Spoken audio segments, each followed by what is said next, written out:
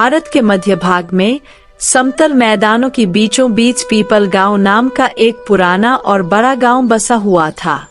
इस गांव की पहचान यहाँ की उपजाऊ मिट्टी और लोगों के बीच का भाईचारा था। यहाँ ना तो कोई राजा था, ना ही कोई जादुई नदी, बस मेहनत कश किसान थे जो अपने जमीन को ही अपना मां मानते थे। गांव के बीच में एक हवेली थी जो धनीराम सेठ के नाम से जानी जाती थी। ये हवेली केवल मकान नहीं, इनके गांव के सम्मान के प्रतीक ही। इसमें दो भाई रहते थे, बड़ा भाई राघवेंद्र और छोटा भाई केशव।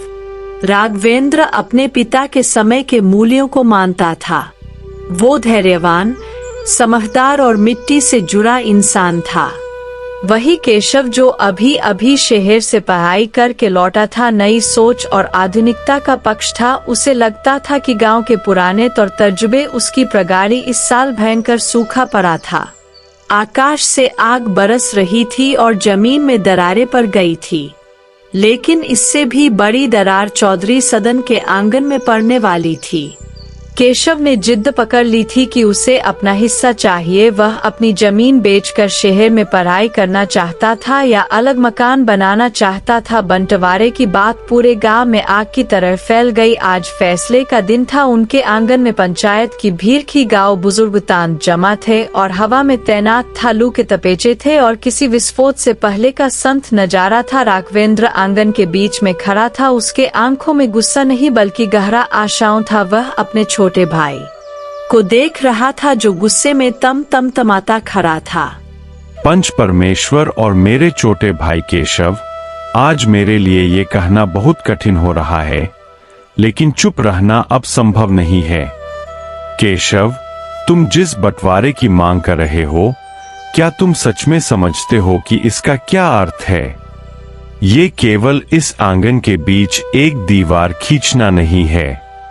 ये दीवार हमारे पिता की आत्मा पर खींची जाएगी, जिन्होंने मरते दम तक हमें यही सिखाया था कि 1 और 1 11 होते हैं और अलग अलग केवल 2। देखो इस हवेली को, इसके हर एक ईंट में हमारे पूर्वजों का पसीना है।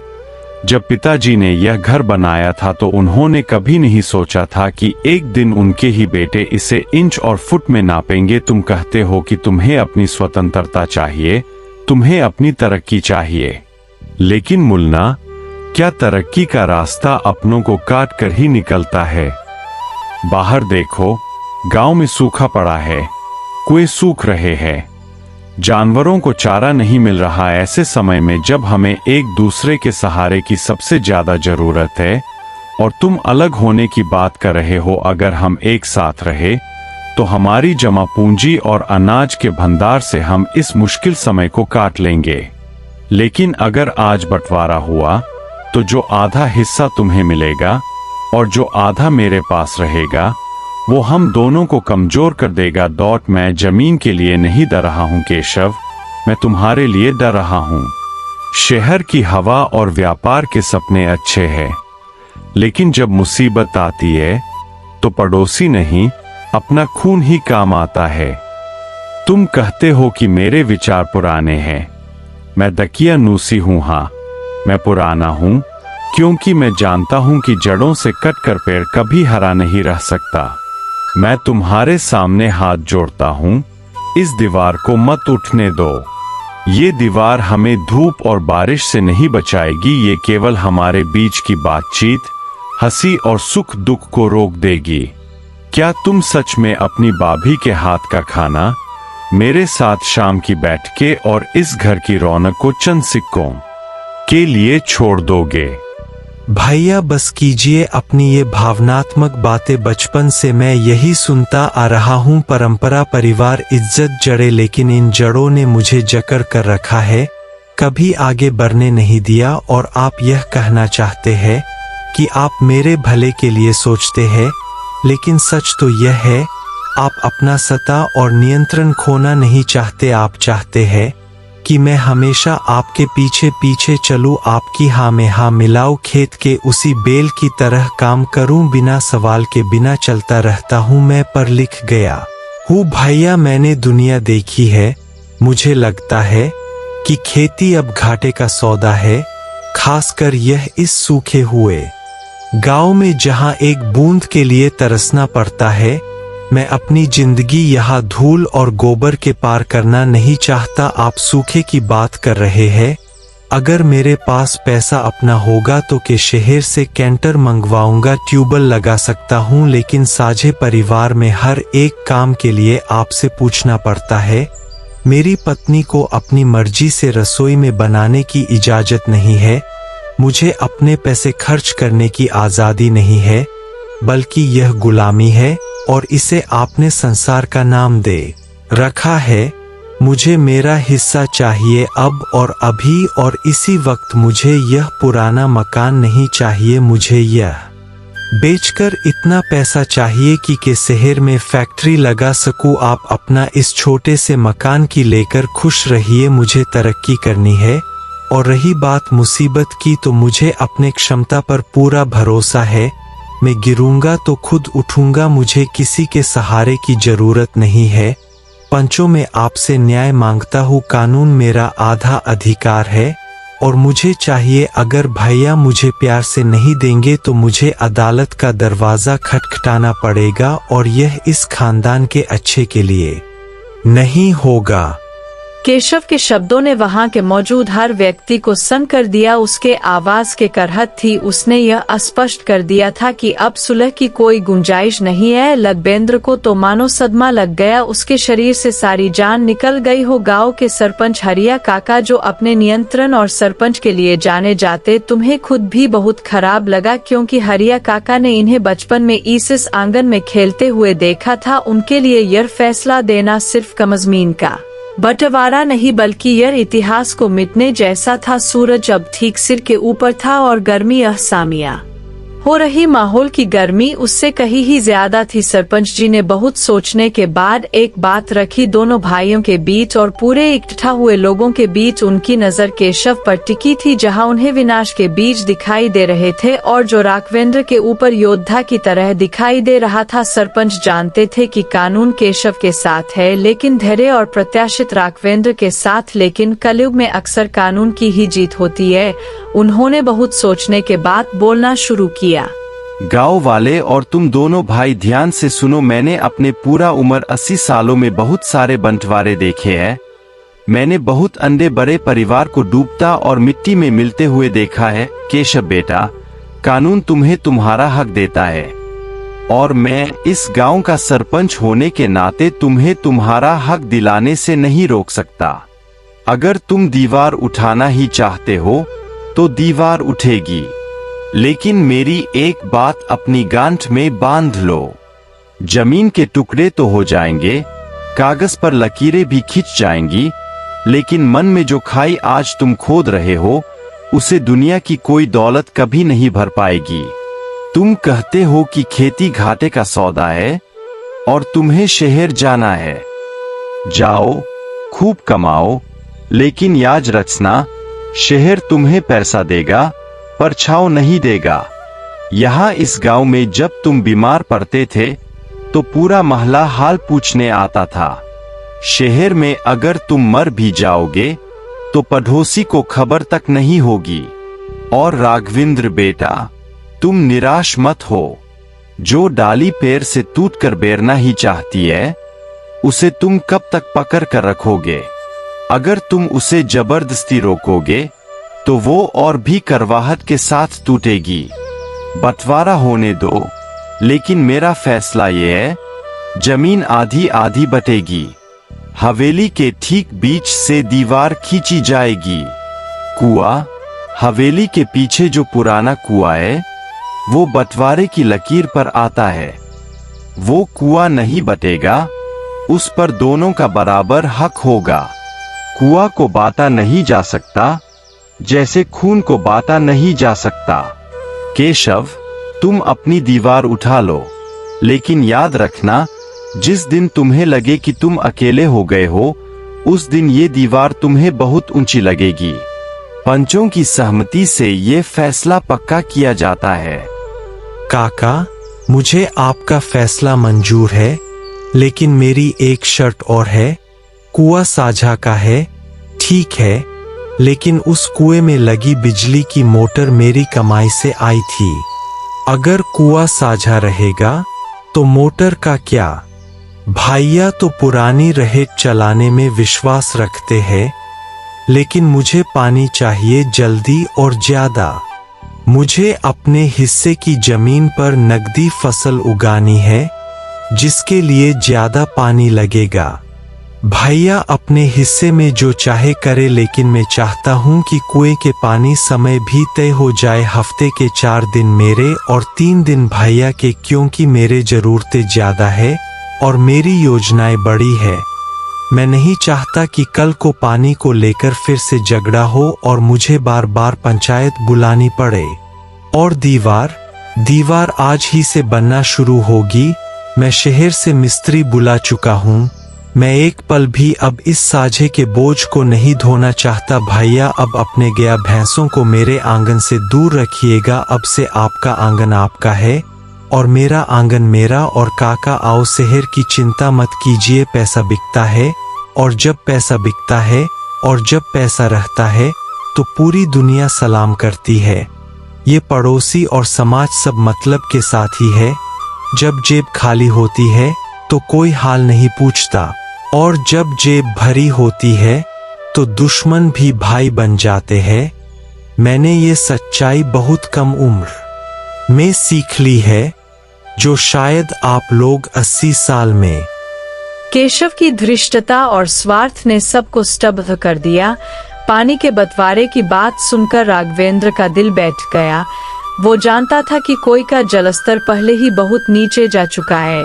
अगर केशव ने मोटर लगाकर अंधाधुंध पानी खींचा तो कुछ ही हफ्तों में सूख जाएगा, लेकिन अब वह कुछ नहीं बोल सकता था। फैसला हो चुका था। दूसरी तरफ राघव ड्रा का हिस्सा था तो अब सूख और वीरान लग रहा था। केशव ने अपने मिला हुआ जमीन ने गन्ने की फसल की, जिसे बहुत पानी चाहिए था, जबकि राघवेंद्र ने ज्वार और बाजरा बोया, जो कम पानी में भी उग सकता था।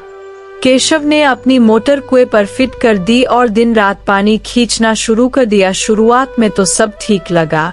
केशव के खेत हरे भरे दिखने लगे, जबकि राघवेंद्र के खेत सूखी की मार झेल रहे थे।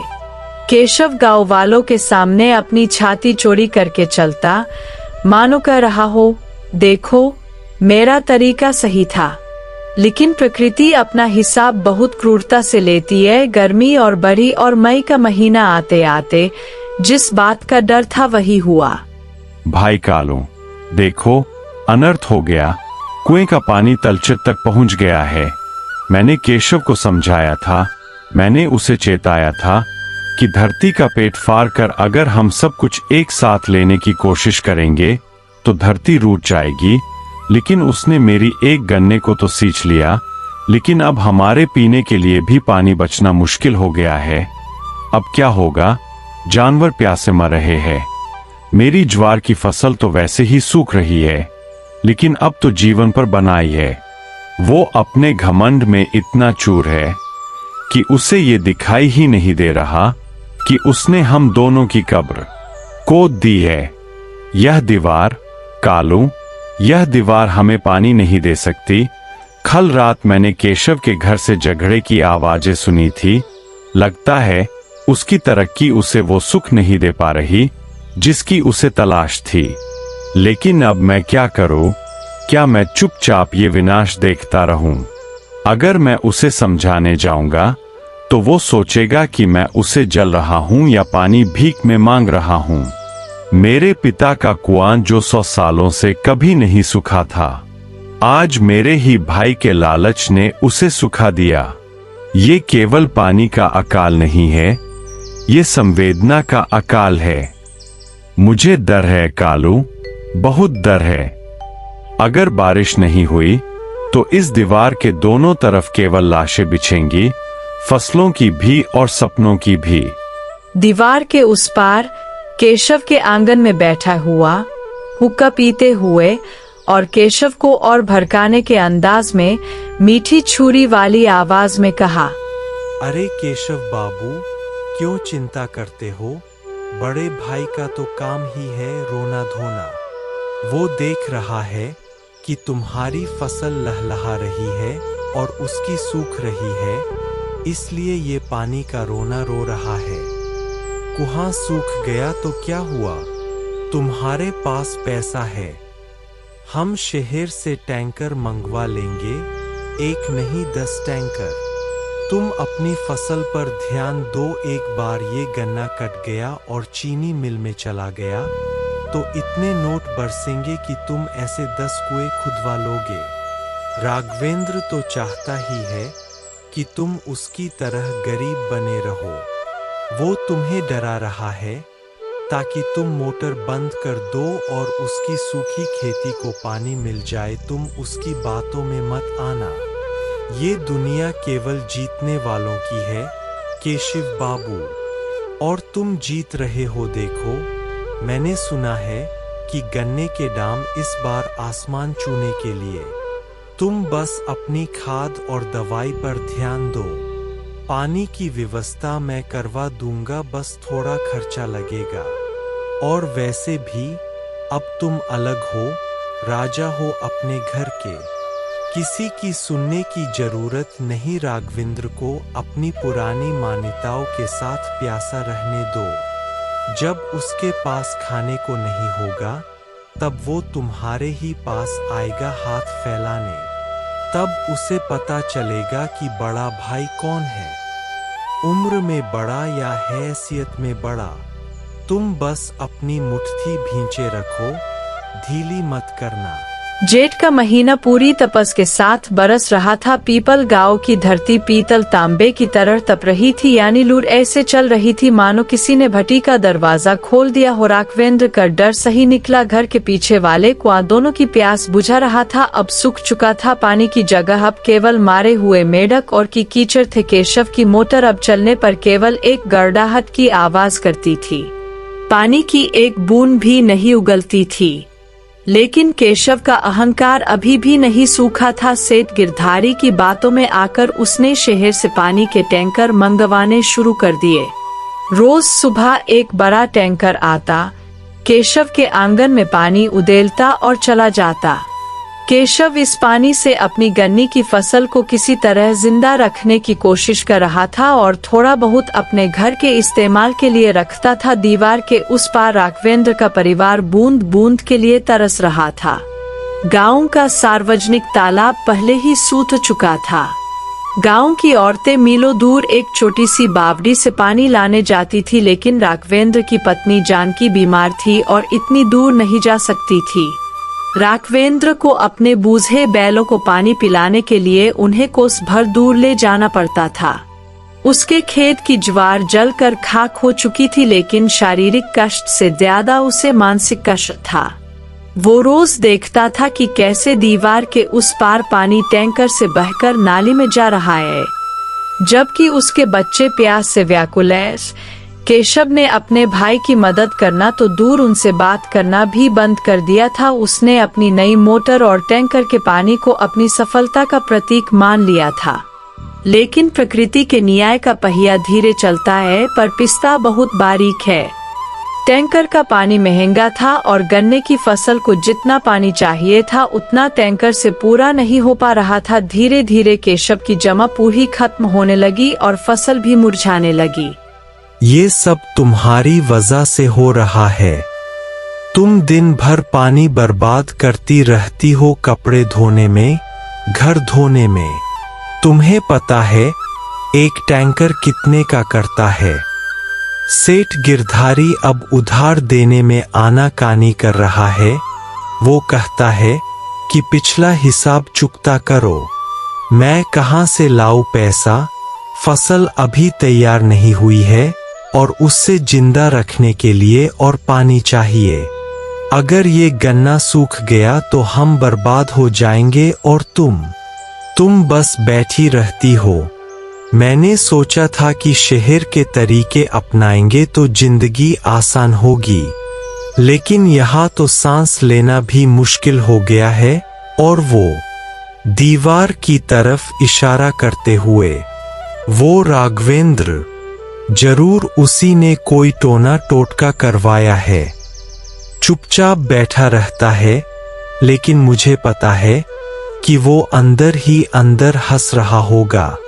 वो चाहता है अगले 2 महीने निकाल ले है। अगर बारिश नहीं हुई तो मुझे शहर जाकर अपनी बाइक बेचनी पड़ेगी। ये सब उस मनहूस कुएं की वजह से हुआ है। अगर उसमें पानी होता तो आज मुझे ये दिन नहीं देखना पड़ता। पता नहीं पिताजी ने घर ऐसी बंजर जगह पर क्यों बनाया था। बस कीजिए, अब और कितना कोसेंगे आप सबको। कभी मुझे, कभी जेरजी को, कभी पिताजी को, कभी किस्मत को। क्या आपको सच में दिखाई नहीं है? ये कुआं कभी नहीं सूखा था केशव जी, कभी नहीं। जब हम साहे में थे तो जेरजी पानी का हिसाब रखते थे। वे कहते थे कि धरती को उतना ही दो जितना वो वापस दे सके। आपने उनकी एक नहीं सुनी। आपने मोटर लगाई, दिन रात पानी खींचा, आपने धरती का गला गोड़ दिया। और अब जब वो मर गई है तो आप दूसरों को दोष दे रहे हैं। और टोना टूट का शर्मानी चाहिए आपको। कल रात मैंने देखा था जेठ जी अपने हिस्से का थोड़ा सा पानी चुपके से हमारे नादान के लिए रख गए थे, क्योंकि वो रो रहा था। वे आज भी आपकी चिंता करते हैं और आप उनकी तरफ देखते भी नहीं। हम बर्बाद हो रहे हैं केशव जी, लेकिन पैसे की कमी से नहीं, बल्कि आपकी इस झूठे अहंकार की वजह से। टैंकर का पानी हमारी प्यास बुझा सकता है, लेकिन इस घर की शांति नहीं लौटा सकता। देखिए अपने बच्चों को, वे सहमे हुए हैं। उन्हें पिता नहीं, एक चिड़चिड़ा व्यापारी दिखाई देता है जो हर वक्त केवल मुनाफे और घाटे की बात करता है।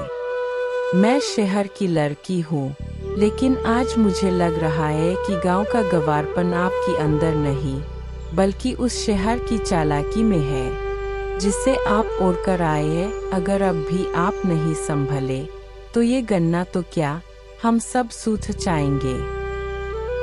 रेवती के शब्दों ने केशव को तिल मिला दिया। उसने हाथ उठाया लेकिन फिर रोक लिया। उसे अपनी पत्नी की आंखों में वो सच्चाई दिखाई दी जिससे वो भाग रहा था।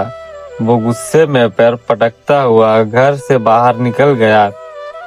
वो गांव की चौपाल की तरफ गया जहां सेठ गिरधारी और कुछ अन्य लोग ताश खेल रहे थे। केशव को देखकर कुछ लोग कानाफूसी करने लगे। सेठ गिरधारी, जो कल तक उसे केशव बाबू कहता था, आज उसे देखकर अपनी कुर्सी से नहीं उठा। गिरधारी जानता था कि केशव की आर्थिक स्थिति अब खराब हो चुकी है। हरे रामदीन, राघवेंद्र की क्या बात करते हो? वो तो पुरानी खोपड़ी है। लेकिन हमारे केशव बाबू, ये तो आधुनिक है। सुना है आजकल इनके घर पानी के टैंकर भी कमा रहे हैं।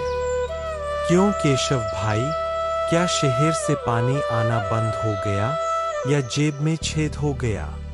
मैंने तो पहले ही कहा था, खेती बाड़ी रईसों का शौक नहीं है, इसमें तो खून जलाना पड़ता है। तुम बेकार में इस पचड़े में पड़े। एक सलाह दूं, वो गन्ने की फसल जो वैसे भी सूखने वाली है, उसे अभी काट लो और पशुओं के चारे के भाव बेच दो। जो थोड़ा बहुत पैसा मिलेगा उससे टैंकर का बिल चुका देना। और हाँ, मेरी दुकान का पुराना उधार भी बाकी है। अब तो तुम अलग हो गए हो तो मैं ज्यादा दिन इंतजार नहीं कर सकता। कल तक अगर पुराने पैसे नहीं आए तो मुझे तुम्हारे घर आकर तगादा करना पड़ेगा, और वो अच्छा नहीं लगेगा। हवेली की इज्जत का सवाल है ना। वैसे इज्जत तो उसी दिन बट गई थी जिस दिन तुमने दीवार उठाई थी। अब क्या शर्म और क्या लिहाज। गिरधारी काका, अपनी जुबान संभल के बात कीजिए। आपसे उधर मांगा था भीख नहीं, मैं आपका एक एक पैसा चुका दूंगा। मेरी फसल अभी भी खड़ी है कि मुझे पता है बारिश जरूर होगी। आप लोग केवल फायदे का आनंद उठाना चाहते हैं। जब मेरे पास पैसा था तब आप मेरे आगे पीछे घूमते थे, और आज जब मेरा समय थोड़ा खराब है तो आप मुझे आंखें दिखा रहे हैं। मैं अपनी जमीन नहीं बेचूंगा और नहीं अपना गन्ना काटूंगा। मैं साबित करके रहूंगा कि मैं सही था। मुझे आप लोगों की हमदर्दी या सलाह की जरूरत नहीं है। मैं अकेला ही काफी हूँ। केशव वहां से तेजी से उठकर चला गया, लेकिन उसके कानों में पीछे से आती लोगों की हंसी गूंज रही थी। वो अपमान के घूंट पीकर रह गया।